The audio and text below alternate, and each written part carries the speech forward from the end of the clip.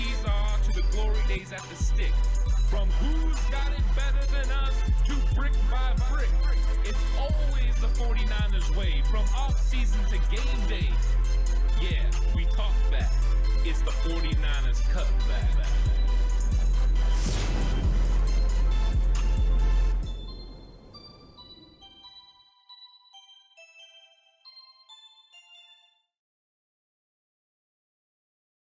It's 49ers Cutback Podcast time. Welcome to the show, news update show. Lots of news. The 49ers took, of course, a little bit of time off after their NFC Championship clinching game against the Seattle Seahawks, but now it was time to get back to practice, and with that practice comes a lot of news. There has been a lot of anticipation about what was going to happen with a certain defensive tackle named Javon Kinlaw. And Javon Kinlaw's practice window was officially opened today. That means Javon Kinlaw is on 21 days for the 49ers to practice him and then make a decision. They could, of course, wait all the way up until the very, very first playoff game to have Javon Kinlaw out there. I fully expect for them to play him at some point during the regular season to see how his knee holds up. So I expect him to be activated at some point. Now, when does Javon Kinlaw think that it's going to be time for him to play? Javon Kinlaw had some remarks about when he was going to be ready to play when a reporter asked him if he was going to be ready for Saturday. Me personally, I do. Yeah. It's not your decision. Me personally, I do. He's ready to go right now, according to Javon Kinlaw.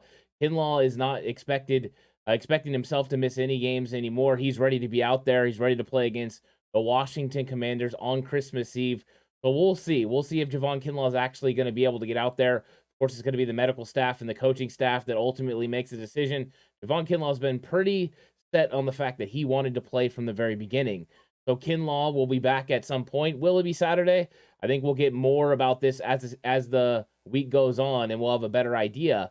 But one person that had something interesting to say about when Javon Kinlaw and potentially a lot of players could come back was Kyle Shanahan. Let's hear what he had to say when he was asked how you handle these remaining games and whether to play your players or whether to rest them. I think that's one of the biggest mistakes people make just watching it over the years. That's my opinion. I would understand if you're getting ready for a 7-game series. I don't think football's like that. It's 3.5 hours. It's one shot. I've been on a lot of teams where you rest guys and or give guys a few more weeks, and those are usually the guys who struggle the most in that first playoff game. So, but where there I think what situations are different is like last year when it came down to our last game. You have guys that are fighting to play because they're right on the bubble of not being able to play. And in this situation, those guys you would definitely rest. So anybody who has an injury that could risk them for the following week or something like that, that's to me the decisions now that there is no decision. Definitely rest them. Kyle Shanahan pretty clear on he expects players to play unless they're on the bubble. If they're on the bubble of potentially being hurt and not able to play the next week, they don't have a win or go home situation right now compared to what they had last year where they had to win out pretty much to make the playoffs, which they did. This year it's a little bit different. You've already clinched the division. You've afforded yourself the opportunity, if needed, to go ahead and sit a player, let them rest if they're on the bubble, and make sure they're ready to go for the next week. So he's talking about that here, and I think now that gives us a clear, concise direction at which Kyle Shanahan's going to go with players as far as sitting, resting, and whether they play or not. If they're healthy, they're going to play for the remainder of the season. If they're not, then he's going to rest them because he's really worried about rust, and he believes that's something that can ultimately hurt your football team when you get into the playoffs. So I think we're going to see a lot of those players, and some of those guys will be coming back over the next several weeks, and I think it's going to be a lot of fun at the end of the regular season as the 49ers still push to get that number 2 seed. Now, one player that has been kind of unnoticed during this season was Kalia Davis. Kalia Davis, of course, has been a guy that the 49ers had on the NFI. The NFI's non-football injury. He got hurt in the preparation for the draft. He's at a defensive tackle at UCF. Very athletic, 6th-round pick. One of the 49ers comp picks in the 6th round. With Kalia Davis, they fully expect him at some point take over on the interior defensive line, maybe add something like DJ Jones did. That was the John Lynch comparison, and they opened up his 21-day window today. Now, Kyle Shanahan had some thoughts about Kalia Davis and when we can expect to see Davis on the field. As a reporter asked, will Kalia Davis play games this season? He has a chance. This is his first time getting out there, so I'm not trying to put all that pressure on him, but we'd like to see him. He didn't get to compete with us here in the offseason, so we'll open his 3-week window today, and he'll get a chance to go out there and hopefully get in some football shape and show us what he can do. So Kalia Davis has the opportunity to play this year. I think this is more about getting him out there on the practice field, seeing exactly where he's at. Of course, the 49ers have injuries along that interior defensive line, so they could use Kalia Davis. They could use Javon Kinlaw. So getting, both of those guys would be huge. I think with Kalia Davis here at the end of the regular season, they'll make probably a decision towards the last part of this game or season whether he's going to be able to help this football team in the playoffs or not. If they're still suffering from injuries in that interior defensive line with Kevin Givens or Kerry Heider or players like that, they could ultimately activate him and decide maybe he's a better option than Akeem Spence or T.Y. McGill. And then you have another guy that you can bring in that you are very high on that has tremendous athletic ability. John Lynch thought he was a lot like DJ Jones. Kalia Davis out at practice today wearing number 93, the same number worn by DJ Jones. So it's a very interesting thing that the 49ers are doing along the interior defensive line. Potentially some help coming with Javon Kinlaw for sure, and potentially even Kalia Davis, who no one really thought was going to be able to come back this year. A couple of people had mentioned it, but we'll see ultimately if he is able to come back. Now, Kyle Shanahan also had some comments on Deebo Samuel. Of course, Deebo Samuel, the initial reports were that he would come back sometime in the regular season. When was that going to be? Was that going to be Arizona? That's kind of what the timetable said. But the reporters were asking, and Matt Maiocco, in fact, asked about Deebo Samuel, and if what Kyle Shanahan said about bubble players, was something that it was going to be about Deebo as well. And Kyle Shanahan had a nice comment about it, kind of giving you an idea of where Deebo is health-wise. So a nice Deebo update here. Yeah, week to week. I think this week maybe there'd be a chance, like if we were that desperate. But so I'm not even looking into it this week, and we'll see how he is next Monday and make that same decision. We're desperate. Deebo could be back this week. Very interesting. So that must mean Deebo Samuel is progressing nicely, and he's going to be ready to go when the 49ers need him. Of course, they're not desperate. They don't need him against the Commanders. They're not desperate. They don't need him against the Raiders. They're not desperate. They don't need him against the Cardinals. They need him for the wild card round. They need him for the playoffs. But I think, Kyle Shanahan's earlier comments about a player when he's healthy playing means I think they do want to get Deebo Samuel on the field, maybe for that last game against Arizona, just to make sure that he's healthy and feeling without Russ being able to operate in this offense. Kyle being able to have all of his pieces out there, getting a little bit of chemistry, because when you take out a piece, it just changes the way you go about your offense. But getting all those pieces and getting them comfortable and playing together, I don't think they would play the entire game, but you would definitely play them a little bit. You want to get Brock Purdy more snaps as well. So I think the 49ers are, sitting in a good spot, and it's good news that Deebo Samuel in a pinch would have potentially been able to go out there and give an effort in this game against the Commanders. I thought that was an interesting update from Kyle Shanahan. And we got another update, and this was a huge one.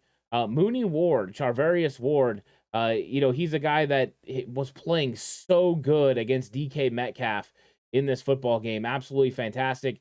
And then he went down with a concussion. And, of course, the independent neurologist was talking about Mooney Ward, and he said that, Mooney was clear to go back in the game, but Kyle Shanahan and other staff felt Mooney wasn't acting right. There was something a little bit wrong. And good thing they didn't let him go back in the game, because on Monday, he was suffering from concussion-like symptoms. Or I'm sorry, Friday. I'm used to the games being on Sunday, but on Friday, he had concussion-like symptoms. With it being a long potential week, the opportunity for Mooney Ward was thought to be good. You had Sauel Womack the week before having a concussion with the game on Thursday. There was no opportunity for him to be able to play.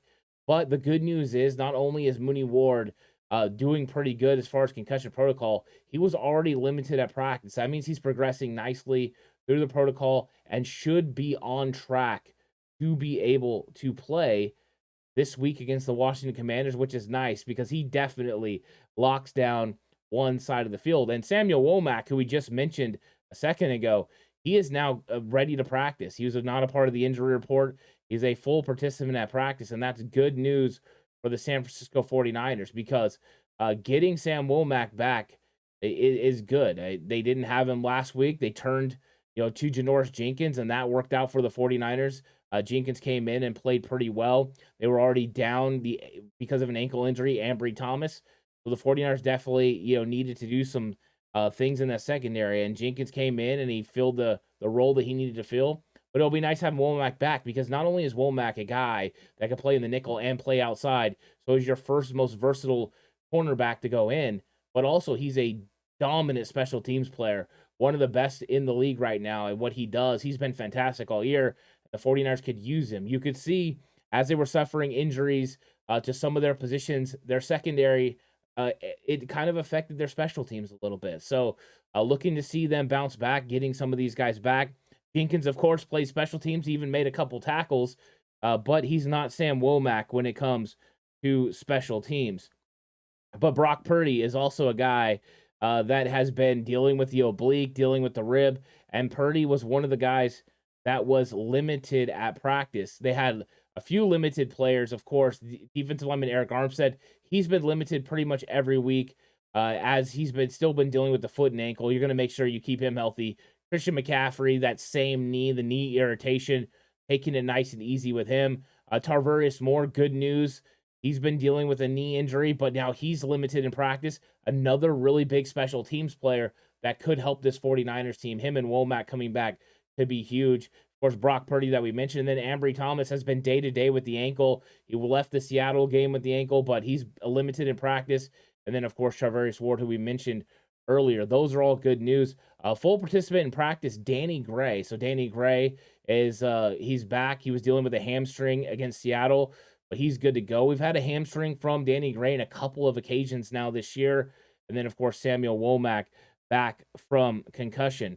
The 49ers, Kerry Heider is not going to practice. He was dealing with the ankle going into Seattle. It seems like it's gotten a little bit worse, and he's one of the players that was listed as not practicing. Of course, we have the known ones, Jimmy Garoppolo, Deebo that we mentioned earlier, Kevin Givens. Of course, he should be back in a couple of weeks, but that's not right now. And then Trent Williams getting his normal vet day off. So Trent's going to be nice and rested and ready for this game.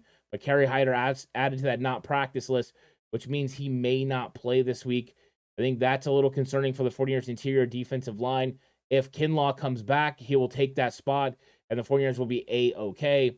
If not, they could be looking to promote someone from, the practice squad or somebody else taking on a bigger role, whether that's Jordan Willis playing inside, extra snaps for Charles Omenihu inside. But you really want big interior defensive linemen going against Washington, as they are able to run the football pretty good with Robinson and Gibson. So Kerry Heider could be a huge loss this week for the 49ers, but we'll see. Maybe he'll trend the right way as we go through, but don't think that is really the case right now.